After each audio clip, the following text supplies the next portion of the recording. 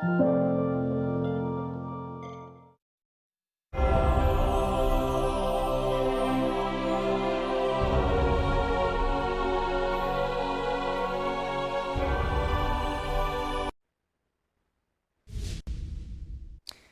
to NTD Newsroom. I'm Don Ma. President Trump says he may or may not strike Iran and that it's currently very late for negotiating. Jack Bradley at the White House. The Iranian regime is rejecting an appeal from President Trump calling for unconditional surrender. Both Israel and Iran keep firing rockets at each other today. Could China come to Iran's aid if the conflict escalates further, and what form of aid could we see? We discussed this with a national security advisor. We have the latest on the Supreme Court's recent decisions on cross-sex procedures and nuclear waste. Senators took the first step to regulate digital assets. Democrats and Republicans supported the measure, though some opponents raised concerns about corruption. Two suspects are in custody after allegedly committing a hit and run at a No Kings protest. A demonstrator is seriously injured.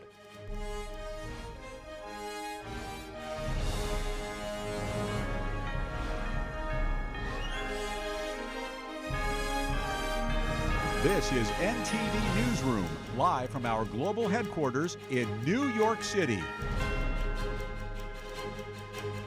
Good afternoon, and thanks for joining us. A lot of stories to get through today. Our top story, President Trump this morning giving an update about the U.S. strategy in responding to the ongoing conflict between Israel and Iran. NTD's Washington correspondent Jack Bradley joins us now from the White House. Jack, good afternoon. What's the president saying about the war?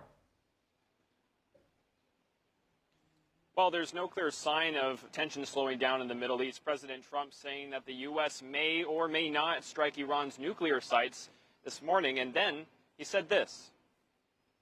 Iran's got a lot of trouble, and they want to negotiate. And I said, why didn't you negotiate with me before? All this death and destruction. Why didn't you negotiate? I said to the people, why didn't you negotiate with me 2 weeks ago? You could have done fine. You would have had a country. It's very sad to watch this. I mean, I've never seen anything like it. It's so, everyone thought it was going to be the reverse. I didn't think so. And I was telling them, you gotta do something. You gotta negotiate. And at the end, last minute, they said, no, we're not going to do that, and they got hit. Remember 60 days, and then came the 60. 61 is going to become a very famous number. That was one hell of a hit. That first hit, that was one hell of a hit. Not sustainable, to be honest. That's where it ended. It ended on the first night. We have President Trump there reiterating his comments that during negotiations, he gave Iran 60 days to make a nuclear deal, and that they were struck on day 61 by Israel, with the U.S. still maintaining that the U.S. has no involvement in that. President Trump also mentioned that Iran reached out to him for a possible visit to the White House to discuss negotiations for talks, but he said that it's very late for that. Iran denying this. Take a look. Very simple words, very simple, unconditional surrender. That means I've had it. Okay, I've had it, I give up, no more. Then we go blow up all the, all the nuclear stuff that's all over the place there. No, they had bad intentions. For 40 years they've been saying death to America, death to Israel, death to anybody else that they didn't like. They were bullies. They were schoolyard bullies. And now they're not bullies anymore, but we'll see what happens. Look, nothing's finished until it's finished. War is very complex. A lot of bad things can happen. A lot of turns are made. So I don't know. I wouldn't say that we won anything yet. I would say that we sure as hell made a lot of progress. And we'll see. The next week is going to be very big, maybe less than a week, maybe less. But is there anybody here that said it would be okay to have a hostile, very, zealots, really, but to have a hostile country have a nuclear weapon that could destroy 25 miles, but much more than that, could destroy other nations just by the breeze blowing the dust.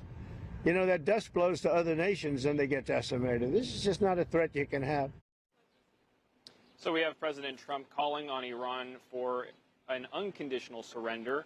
Iran's supreme leader responding, Ayatollah Khamenei, saying that it will never surrender, and that if U.S. military gets involved in this, that it will begin striking U.S. targets.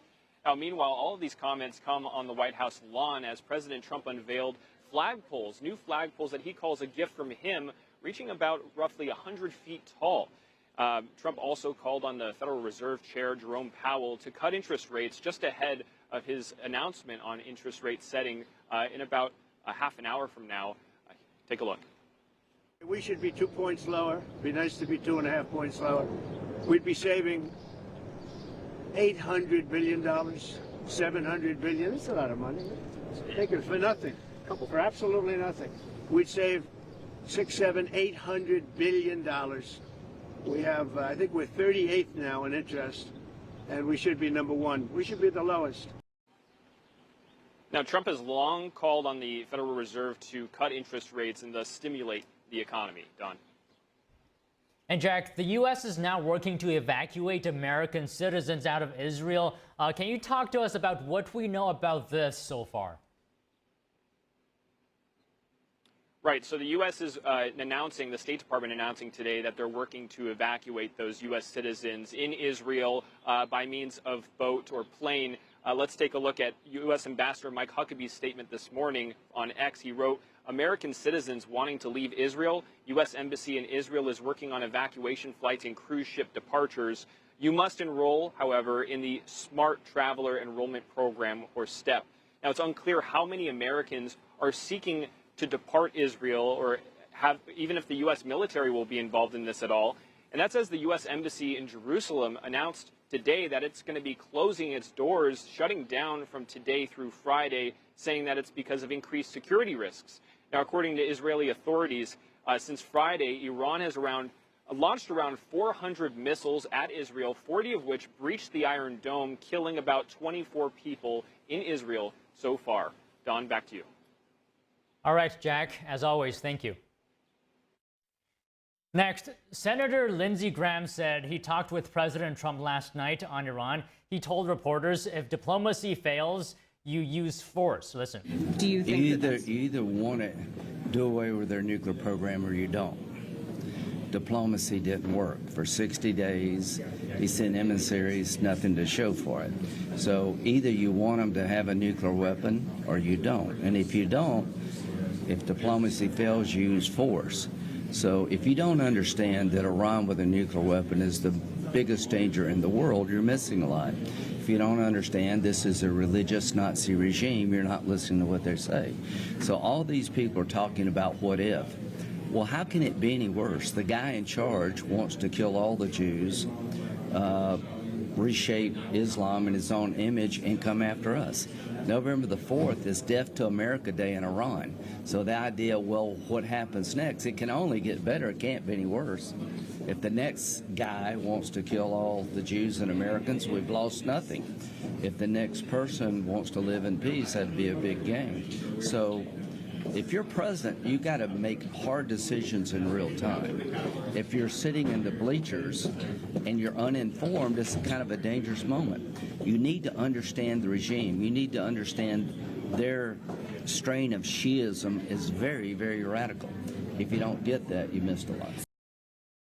Unrest in the Middle East has crossed over into the crypto industry. Public records show hackers stole at least $90 million from Iran's largest crypto exchange.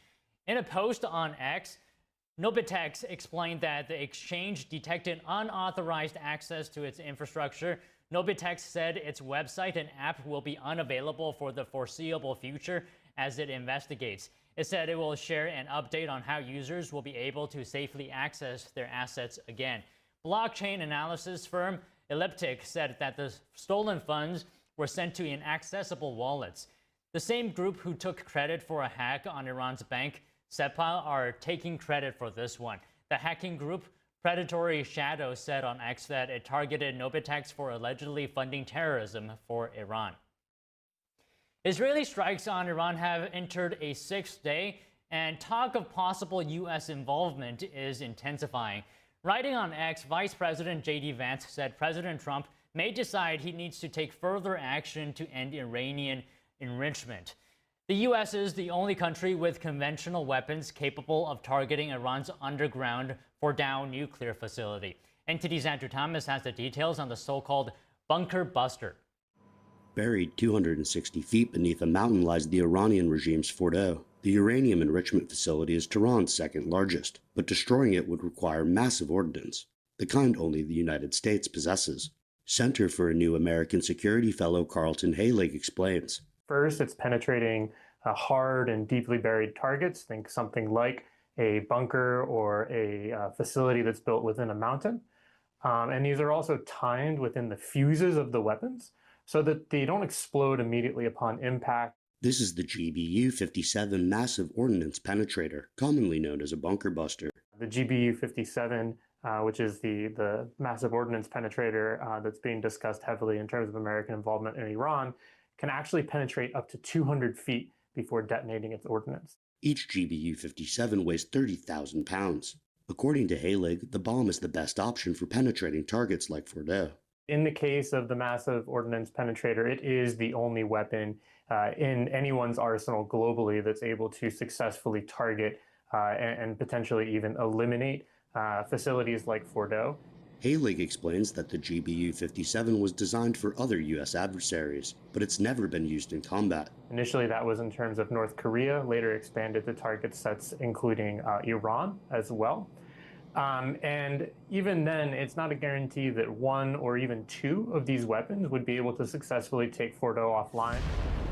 Despite its destructive power, a singular GBU-57 wouldn't be enough to destroy Fordow. The Air Force actually has, as part of their kind of operational concept for attacking targets such as Fordow, would actually plan to use several of these munitions deployed through several aircraft. Haylig elaborates, painting a picture of what a Fordow bombing mission could look like.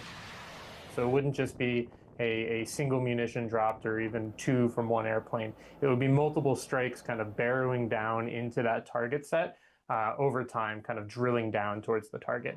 Haylig adds that, despite the bomb's destructive capabilities, there's no guarantee they'll be able to hit the facility.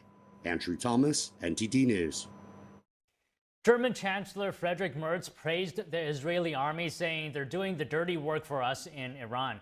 In an interview with the German public broadcaster on the sidelines of the G7 summit, Merz said the regime in Tehran had brought death and destruction to the world. This is the dirty work that Israel's doing for all of us. I can only say that I have the greatest respect for the fact that the Israeli army had the courage to do this. The Israeli leadership had the courage to do this.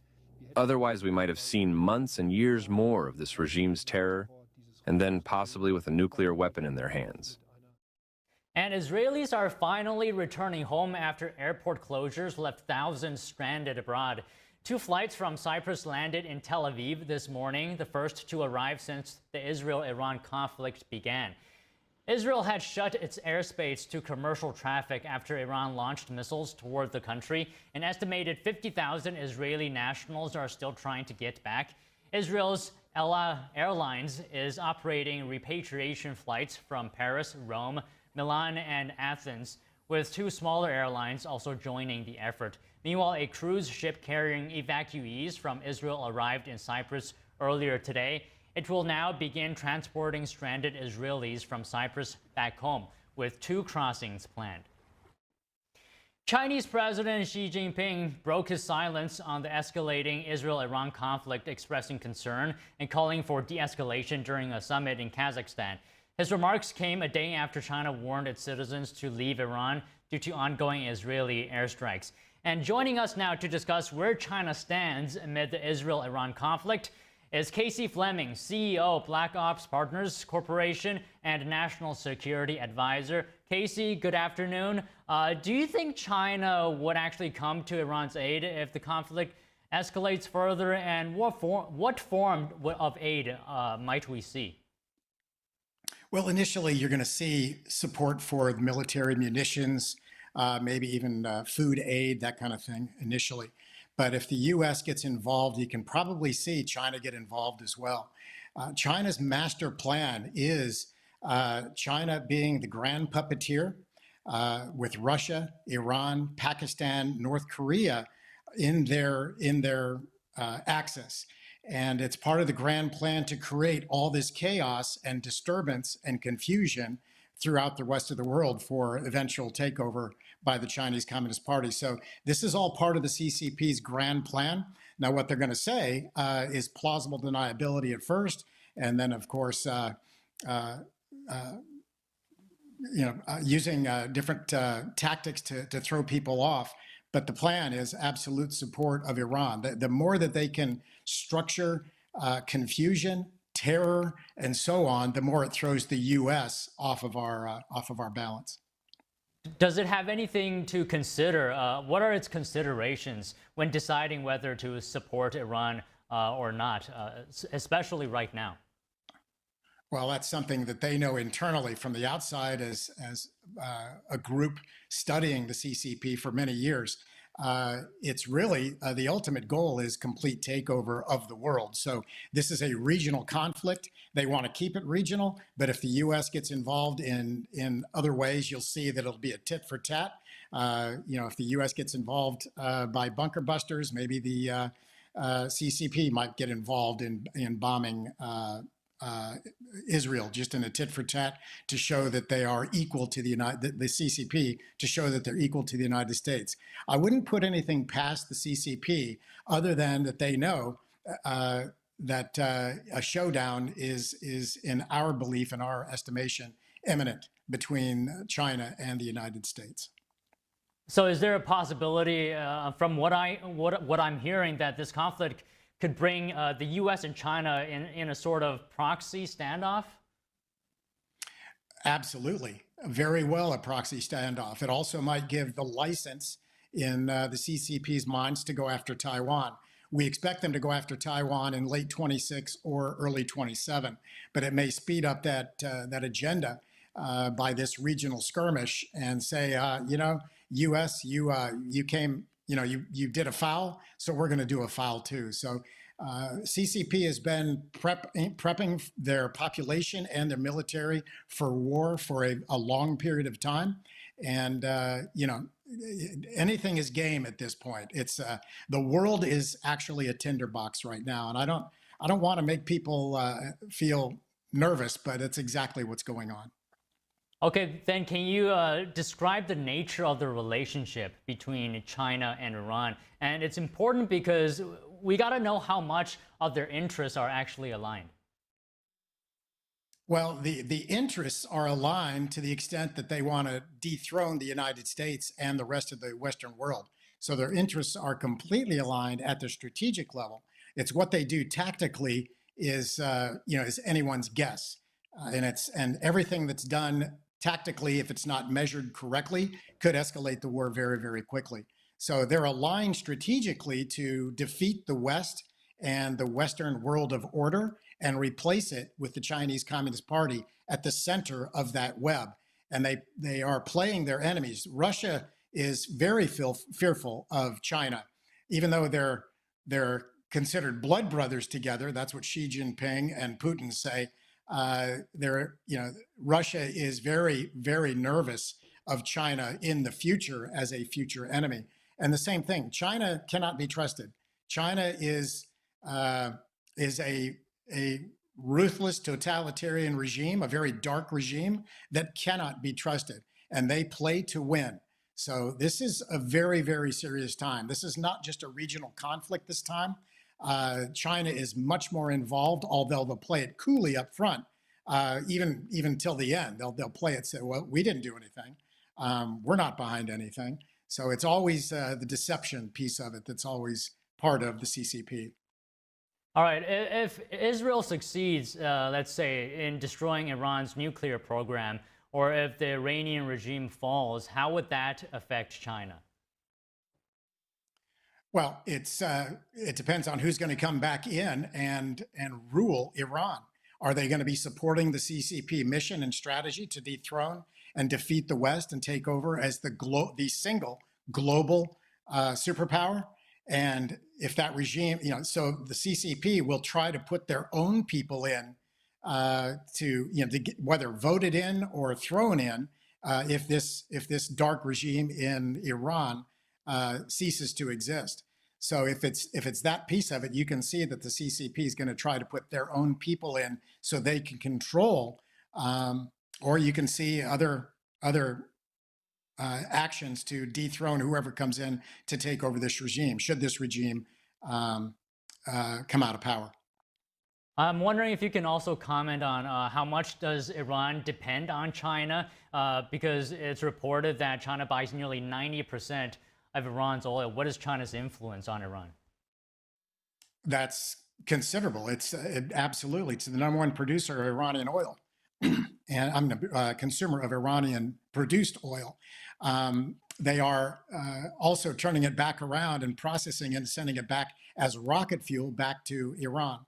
So it's a symbiotic relationship to the extent that China could control that relationship. Okay, all right, Casey, thank you very much for your time today. It's always great to talk to you.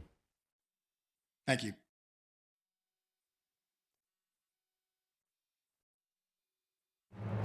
Coming up, 2 suspects are in custody after allegedly committing a hit and run at No Kings protest. A demonstrator is seriously injured. We have that story and more after the break.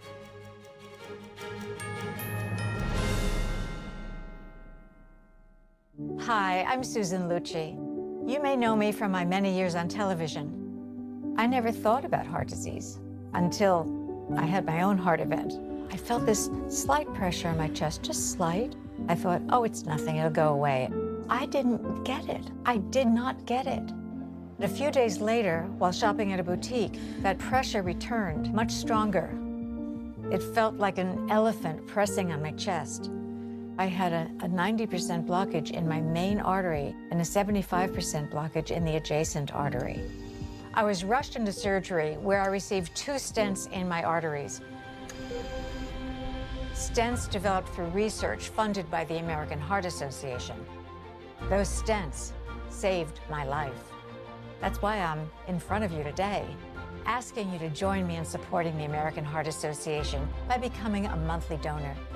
Call now or go to helpheart.org.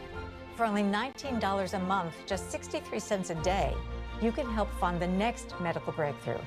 Get the next person trained in CPR, the next hospital certified in high-quality cardiovascular care. I'm so grateful to the American Heart Association. Their research helped save my life. I can enjoy life with my children, my grandchildren, and my friends. Heart disease is America's #1 killer, and your support now can help save your life or the life of someone you love. Give $19 a month with your credit card, and we'll send you this special t-shirt that you can wear to show that you are helping save lives. Please, listen to your heart. The only reason I'm here today is because I did.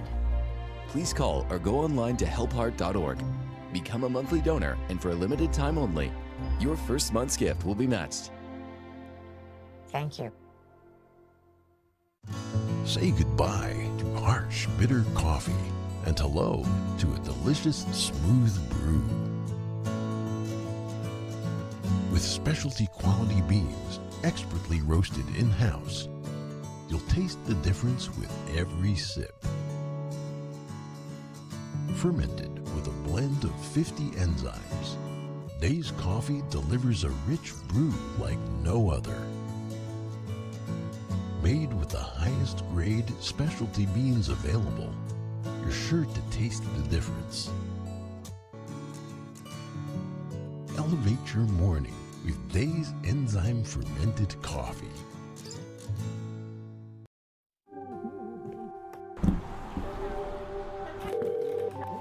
911, where's your emergency? I get shot in my best friend on an accident.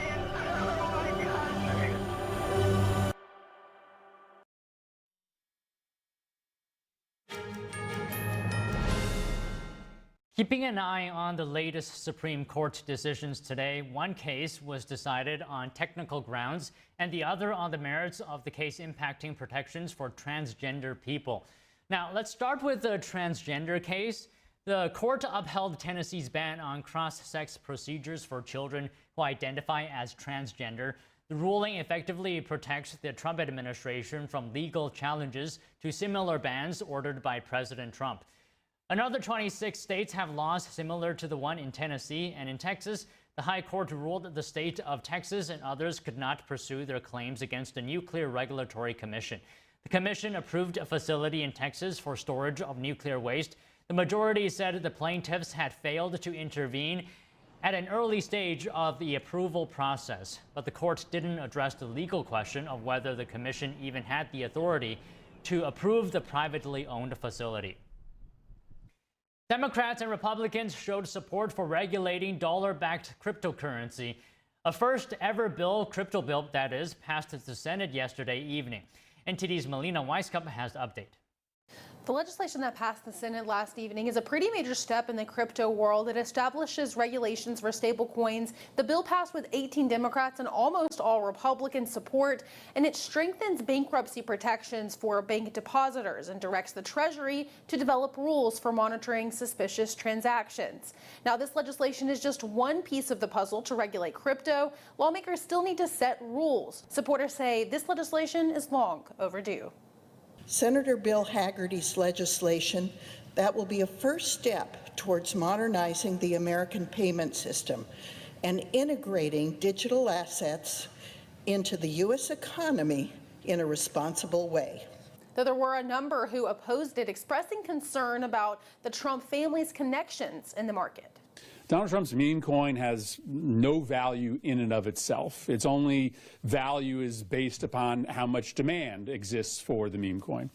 And it's not hard to inflate demand for a product that doesn't have any value when you're president of the United States. And now the bill is off to the House for approval, though lawmakers in the House have been working on their own digital asset bill, though that bill is very similar to the Senate-passed version. Reporting from Washington, D.C., Melina Weisskopf, NTD News.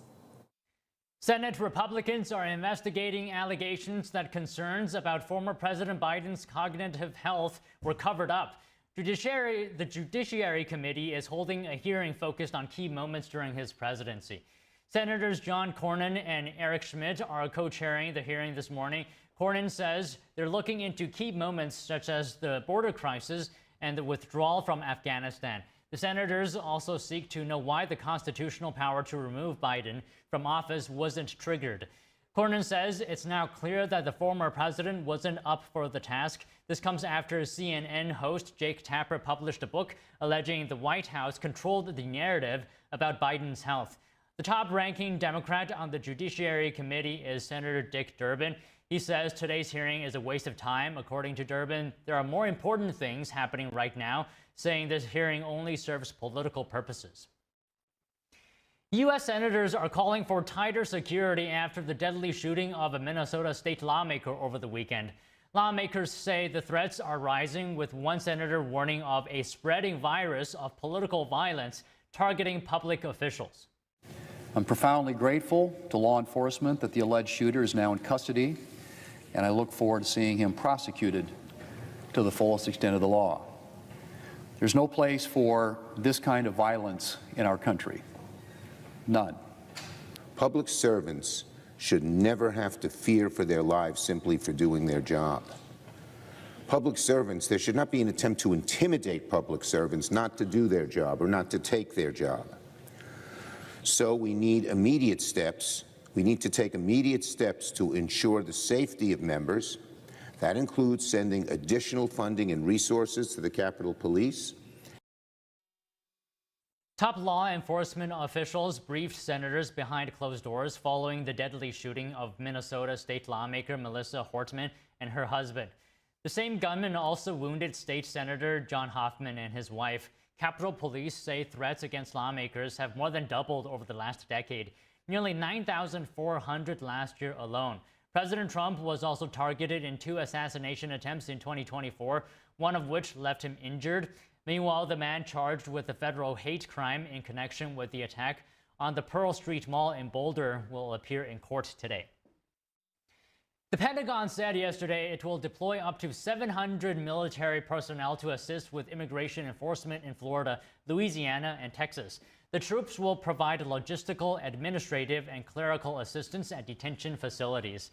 The announcement comes just days after President Trump ordered putting every resource behind what he called the single largest mass deportation program in history. The focus is on cities like Los Angeles, New York, Chicago. Meanwhile, Trump has ordered ICE to resume raids on farms and hotels just days after pausing them. The United Farm Workers Labor Organization says the pause on workplace raids in California was never meaningfully enforced. Customs and Border Protection has released its May update. The figures show a sharp decline in illegal border crossings. In May, Border Patrol released 0 migrants into the U.S., a drop from more than 62,000 in the same month last year. Encounters at the border also fell dramatically, 93% compared to May 2024. Meanwhile, CBP also seized more than 700 pounds of fentanyl and millions in counterfeit goods. On the economic front, the agency reported collecting nearly $47 billion in tariffs this year. Each day, CBP assesses over $450 million in tariff revenue. 2 people have been arrested in connection with a hit-and-run at a No Kings protest in Southern California. Authorities say the incident left a 21-year-old demonstrator seriously injured. Investigators say the SUV veered toward the demonstration in Riverside, east of Los Angeles, and struck the woman. She remained hospitalized in critical condition. After a search aided by tips from the public, police arrested the suspect driver Monday. The 58-year-old Riverside resident faces charges including assault with a deadly weapon and hit-and-run causing injury.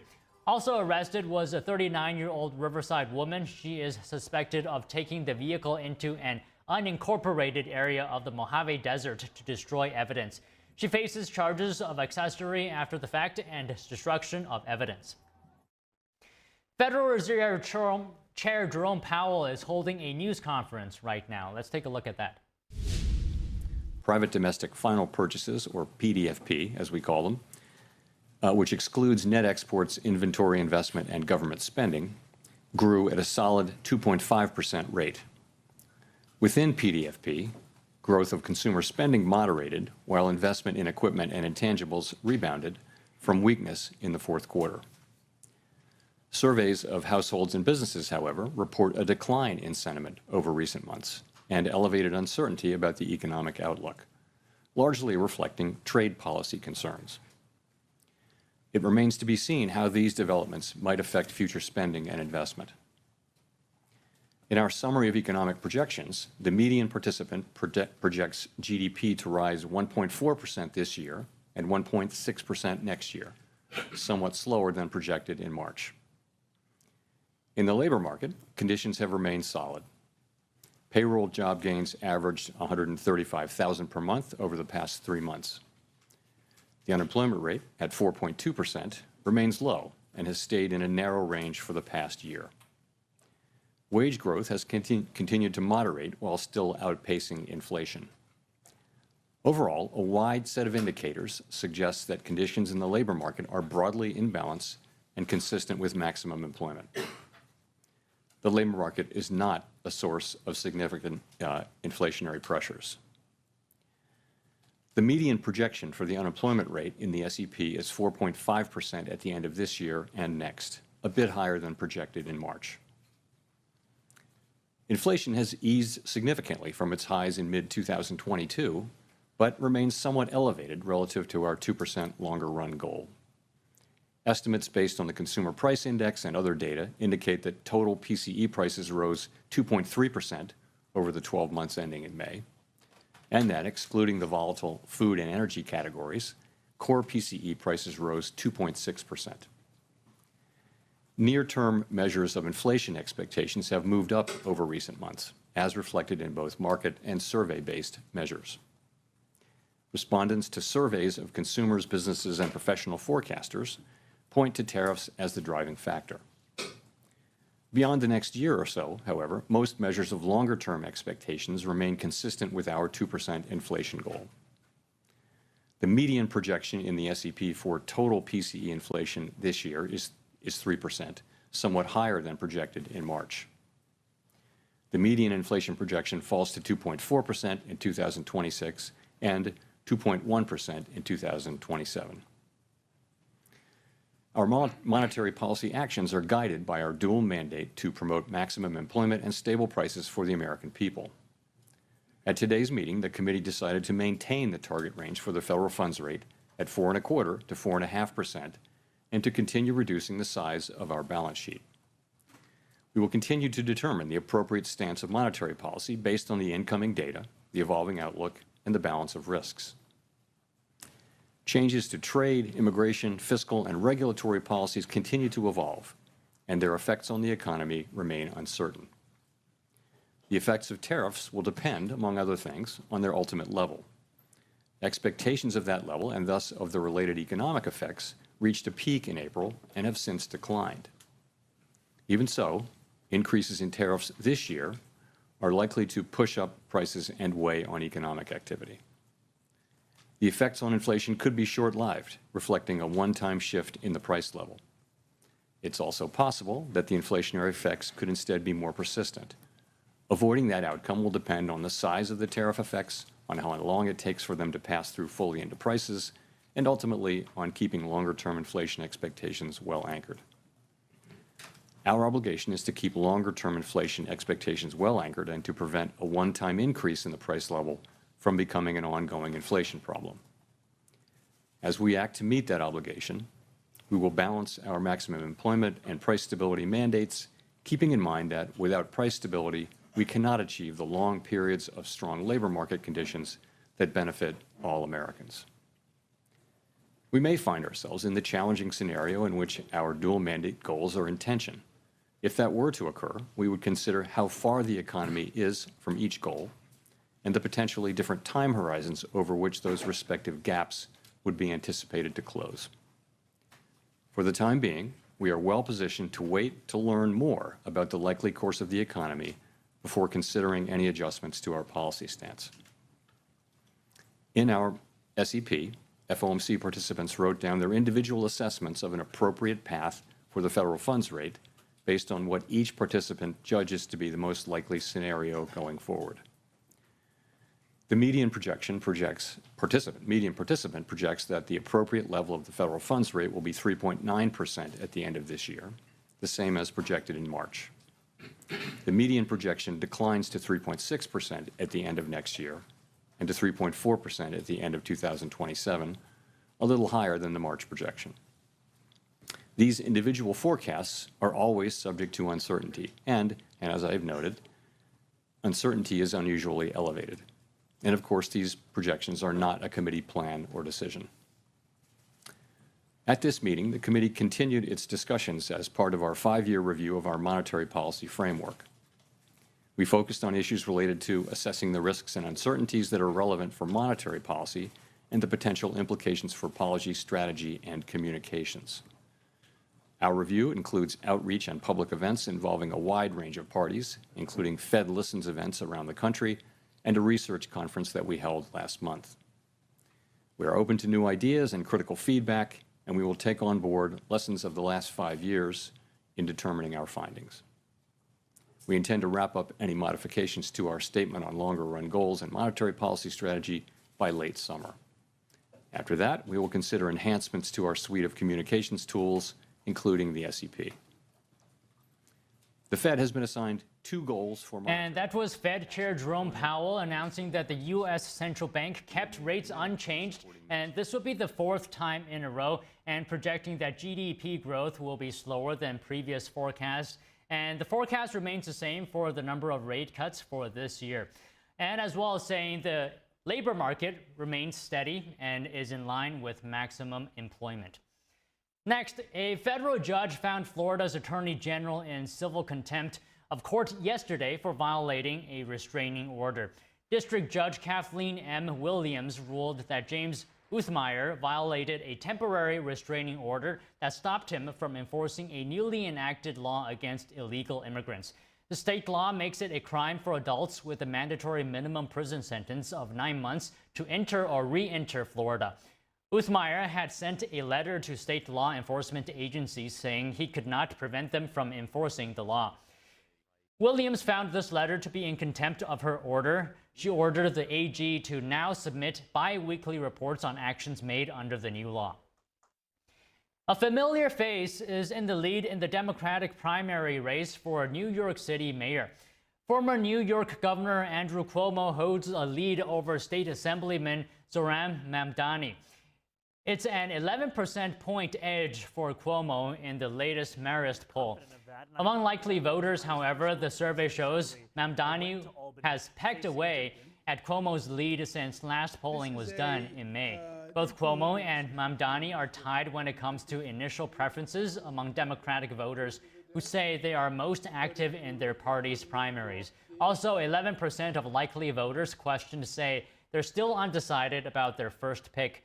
Cuomo and Mamdani are the only candidates in the large field to draw double-digit support in first-choice votes. The poll's findings are based on more than 1,300 likely Democratic primary voters in New York City. Primary day is next Tuesday. Texas Instruments said today that it will invest over $60 billion to build and expand 7 semiconductor factories in Texas and Utah. The announcement comes as President Trump urges companies to increase investments in the U.S. The company said that the investment in foundational or legacy semiconductors will create more than 60,000 jobs nationwide. The chipmaker joins several other U.S. tech companies that have announced major domestic investments. These efforts align with the Trump administration's push to boost semiconductor production in the U.S. Chip designer NVIDIA said in April it is planning to build AI servers worth as much as $500 million, or rather billion dollars in the U.S. over the next 4 years with help from partners. Texas Instruments has not yet provided a timeline for its investment. Nippon Steel's $14.9 billion acquisition of U.S. Steel was finalized today. The deal's closure highlights the significant influence the Trump administration after an 18-month effort by the Japanese company to complete the purchase. Nippon bought 100% of U.S. Steel shares at $55 per share under the deal terms.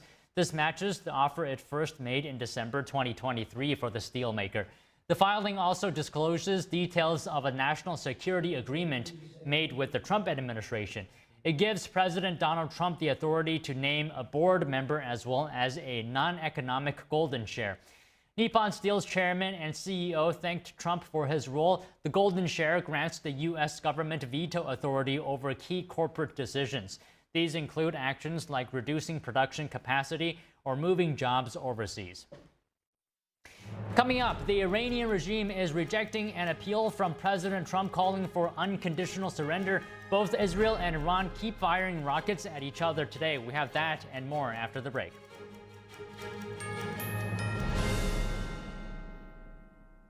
Inflation is still driving up home repair costs. How are millions of homeowners saving money on unexpected bills? With Choice Home Warranty. Is a new refrigerator in your budget?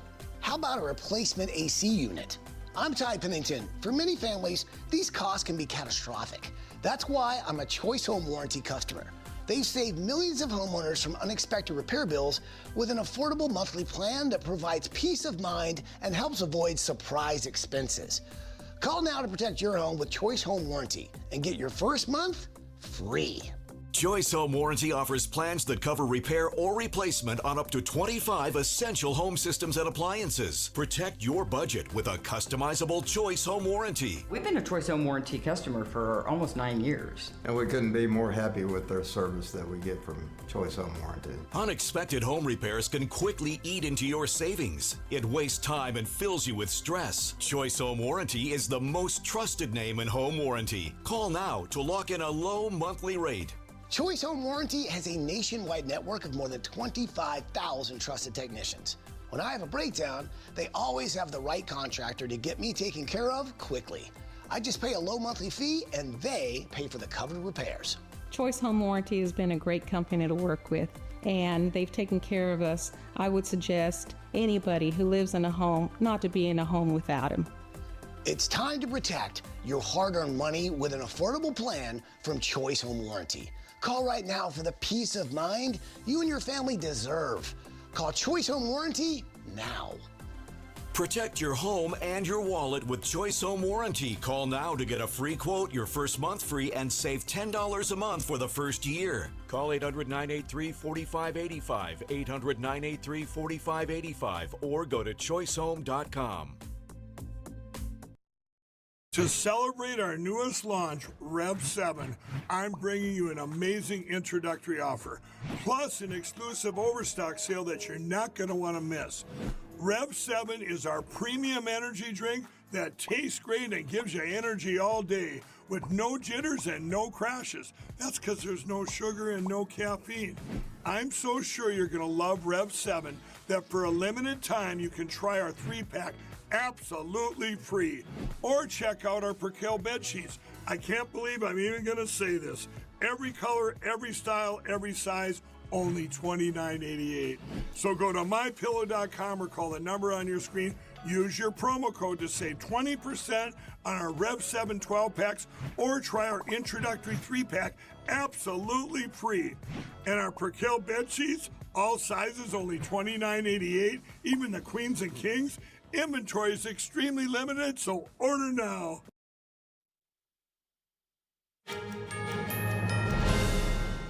The Iranian regime is still attacking Israel after an appeal from President Trump calling for unconditional surrender. Iran claims that it could go up against the U.S. if America decides to intervene militarily. NTD's international correspondent Arian Pasdar has the war update. Iran says it is launching more rockets towards Israel on Wednesday, releasing this video appearing to show one of the missiles. Iran says it wants to keep fighting despite President Trump calling for unconditional surrender on Tuesday. The leader of the Iranian regime released a video message on Wednesday defying Trump's call for surrender. The Ayatollah says that the U.S. will suffer much more than what Iran may suffer. He also claims that America would experience serious damage if it conducts military intervention in Iran. Despite those claims, 3 Iranian government planes were seen leaving Iran on Wednesday, carrying senior government officials. The flight track shows they went to Oman, across the Persian Gulf. Smoke was seen rising over Tehran on Wednesday as Israel intensified its strikes against Iran. Israel released this video saying it shows strikes on military infrastructure in Iran, including on 5 attack helicopters. Israel's defense minister also says that Air Force planes have just destroyed the headquarters of the Iranian regime's internal security, the central suppression arm of the Iranian dictator. And an Iranian spokeswoman confirms that 2 banks have come under a cyber attack. According to Iran, there was no compromise in the storage of people's data. Meanwhile, in Israel, families, including women and children, have to spend the night in underground train stations, which are serving as bomb shelters. Missiles were seen flying through the night skies above the West Bank in the early hours of Wednesday. Israel says Iran launched 2 barrages of rockets. Explosions were heard over Tel Aviv. I feel scared and overwhelmed, especially because I live in the densely populated area that Iran is seeming to target. The Israeli military released this footage appearing to show fighter jets taking off from Israel. The military says the jets are being deployed to strike military targets in Iran. Arian Pasdar, NTD News. And in this week's Profile of Service segment, NTD's Paul Graney sits down with New York State Senator Zellner Myrie. Myrie recounts his journey from a Brooklyn boy to New York City mayoral candidate. Take a look.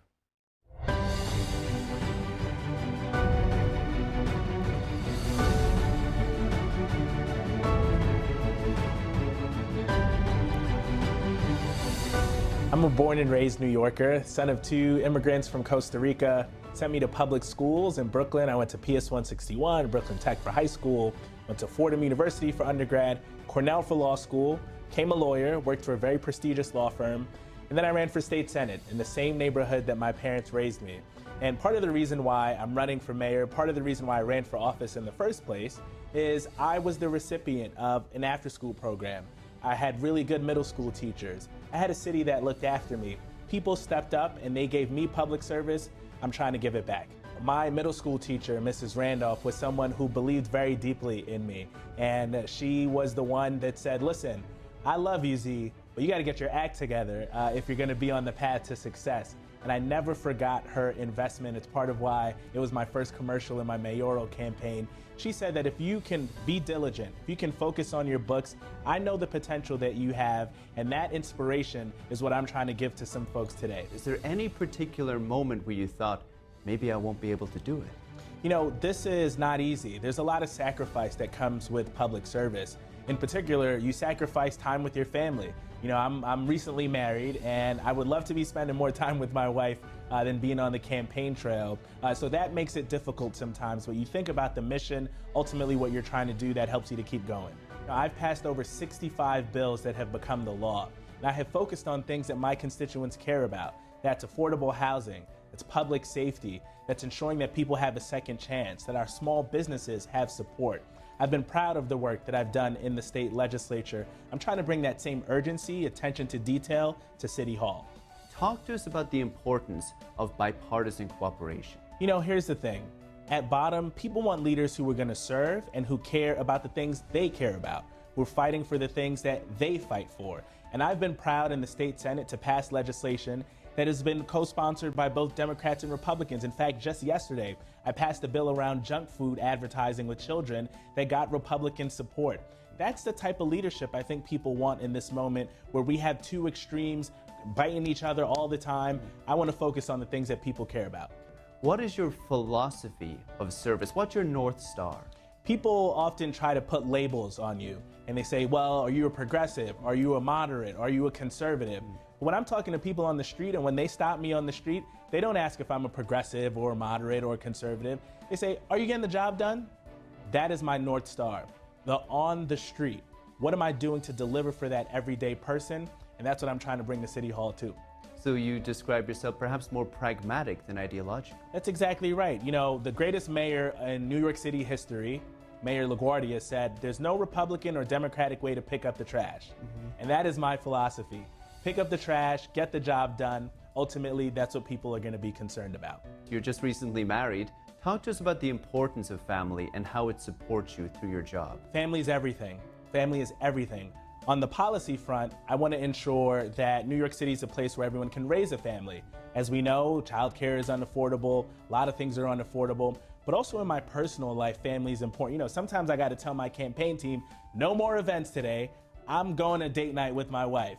This is important because you cannot be a good leader, you can't be a good public servant if you're not being filled with the things that matter the most. What is your vision, not just for New York City, but for America as a whole? You know, we are in a period of great division. There's a lot of acrimony on both sides. There is a fever pitch conversation on both sides. And my hope is that we become a country that says, listen, we can disagree. We can have strong disagreements, but we should not be disagreeable.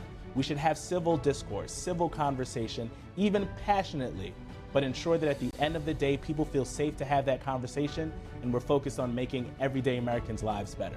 Senator, thank you. Thank you for having me.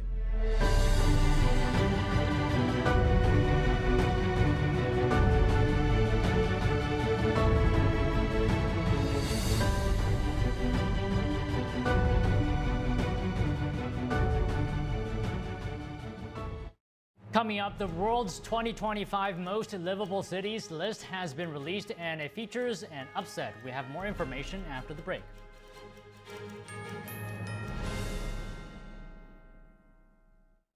I can't get a hold of my mom. I'm sure it's nothing. I've called her 5 times. I'm sure she's fine. Is Grandma okay? Help! I've fallen and I can't get up. Don't worry, ma'am. We're sending help right now. Hello? Hello, this is Life Alert. Your mother had an emergency, and we dispatched paramedics to her home. Oh my gosh, what happened? She had a fall, but don't worry. She is safe, and the paramedics are helping her right now. Thank you. Life Alert saves a life every 11 minutes. With one simple touch of a button, Life Alert sends help immediately. Whether it's to report a fall, a medical emergency, or an intruder, Life Alert sends first responders fast. For a free brochure, call 800-382-9846. 800-382-9846. That's 800-382-9846. I'm Ilka. I live with my daughter and with my grandchildren.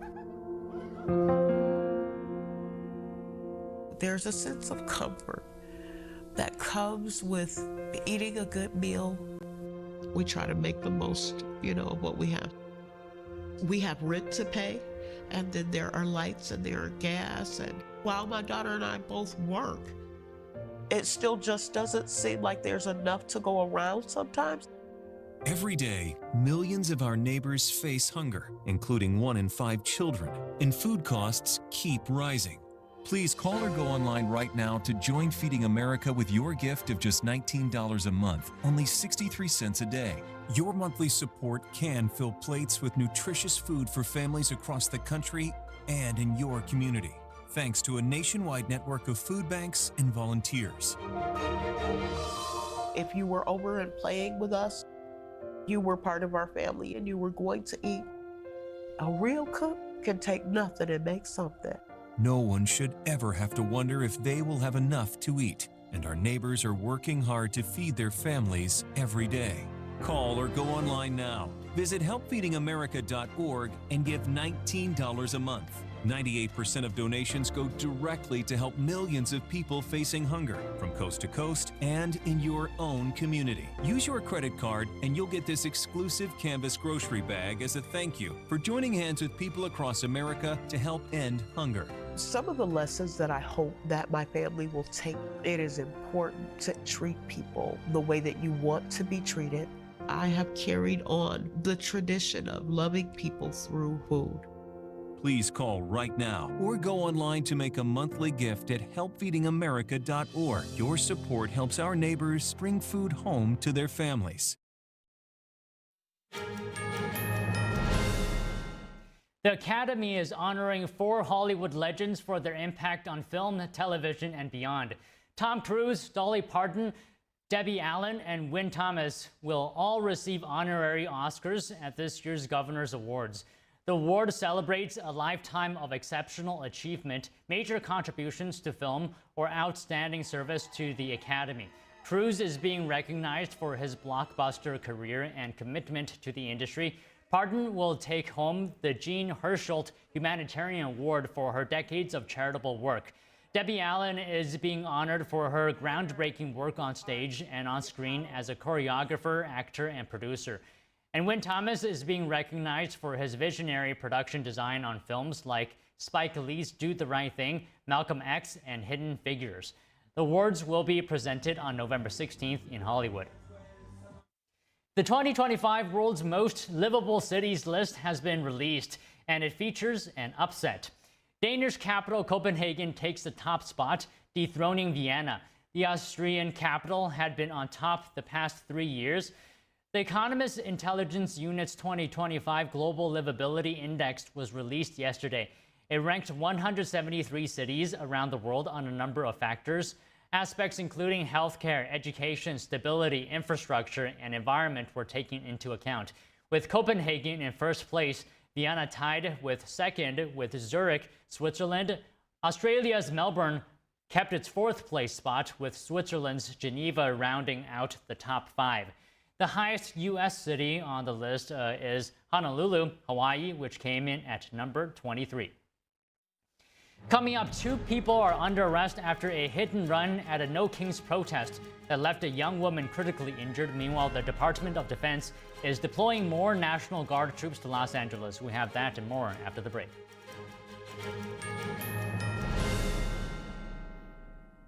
What if you could whiten your teeth by simply brushing your teeth? Now you can with Smile Actives, the teeth whitening breakthrough that safely gets your teeth white and keeps them white every day, just by brushing your teeth. I never thought that whitening my teeth could be so easy. I just put the gel on the brush, the toothpaste on it, brush, and I can see my white teeth. Simply add Smile Actives to any toothpaste and our patented PolyClean technology activates into a powerful microfoam that penetrates into the enamel surface to safely lift and remove stains. You need a simple way to whiten your teeth. Without strips, without trays, without going to the dentist. And it was about time that a product was developed that you would be able to do that with just brushing. And now, Smile Actives is even better with new Pro Whitening Gel with 33% greater whitening power, clinically shown to whiten teeth faster, up to 8 shades. 100% of users saw whiter teeth. On food stains, coffee and wine stains, even on veneers, crowns, and dentures. I eat the blueberries, I drink the coffee, and I know that Smile Actives will keep my teeth white every day. If you could use something so easy like Smile Actives to take yellow teeth to white teeth, why wouldn't you? Why spend hundreds of dollars for whitening treatments at the dentist when now you can whiten your teeth with new Smile Actives Pro Whitening Gel every time you brush your teeth? Call or go to smileactives.com and for a limited time get new Pro Whitening Gel for just $24.95. Order in the next 5 minutes and buy one, get one absolutely free for just $24.95.